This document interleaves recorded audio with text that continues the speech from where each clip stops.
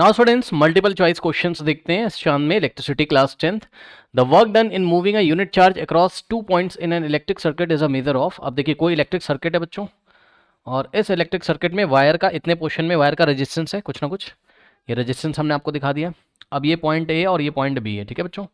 So work done in moving a unit charge, तो unit charge मतलब 1 coulomb charge, ठीक है। तो 1 कूलॉम चार्ज को यहाँ से यहाँ तक मूव करने में जो वर्क डन होगा उसको हम क्या बोलेंगे।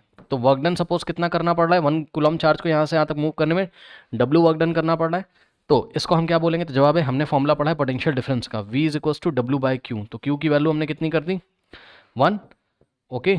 सो W बाय 1 हो जाएगा, W बाय 1 W होता है, यानी कि V किसके इक्वल आ गया W के, यानी कि potential difference is the work done, is the work done, which type of work done in moving a unit positive charge from या unit charge from one point two another point, ठीक। तो बस जब one unit charge को हम एक point से दूसरे पॉइंट तक मूव करते हैं तो जो वर्क होता है वही क्या होता है, पोटेंशियल डिफरेंस होता है उन दोनों पॉइंट के बीच का, ठीक। तो आंसर क्या आ जाएगा बच्चों इसका, B is the correct option. तो this is called what, potential difference, okay, note कर लीजिए। नाउ स्टूडेंट्स लेते हैं question number 18। The device use for measuring potential difference is known as. अब पोटेंशियल डिफरेंस मेजर करने के लिए कौन सी डिवाइस यूज करते हैं हम लोग, वोल्ट मीटर। बस बहुत इजी आंसर है इसका, okay. So option D is the correct option, voltmeter. उसको सर्किट में कैसे लगाते हैं, पैरेलल में, okay.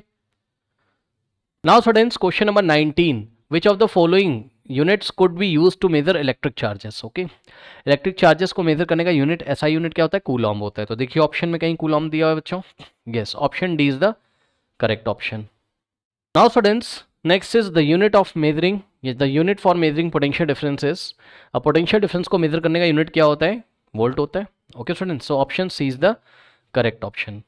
Now students question number 21, 1 coulomb charge is equivalent to. अब देखो 1 कूलॉम चार्ज को बनाने के लिए कितने इलेक्ट्रॉन जिम्मेदार होते हैं बच्चों, सुन लीजिए। 1 कूलॉम चार्ज को याद कर लीजिए ये चीज़, 1 कूलॉम चार्ज को बनाने के लिए 6.25 इंटू 10⁻18 इलेक्ट्रॉन जिम्मेदार होते हैं, याद रखिएगा। ये निकाला कैसे जाता है, थोड़ा शॉर्ट में मैं आपको बता दूं बच्चों। 1 इलेक्ट्रॉन पे कितना चार्ज होता है, 1.6 इंटू 10⁻19 कूलॉम चार्ज होता है, ओके। सो 1.6 इंटू 10⁻19 कूलॉम, ये चार्ज होता है कितने इलेक्ट्रॉन्स पर, 1 इलेक्ट्रॉन पर।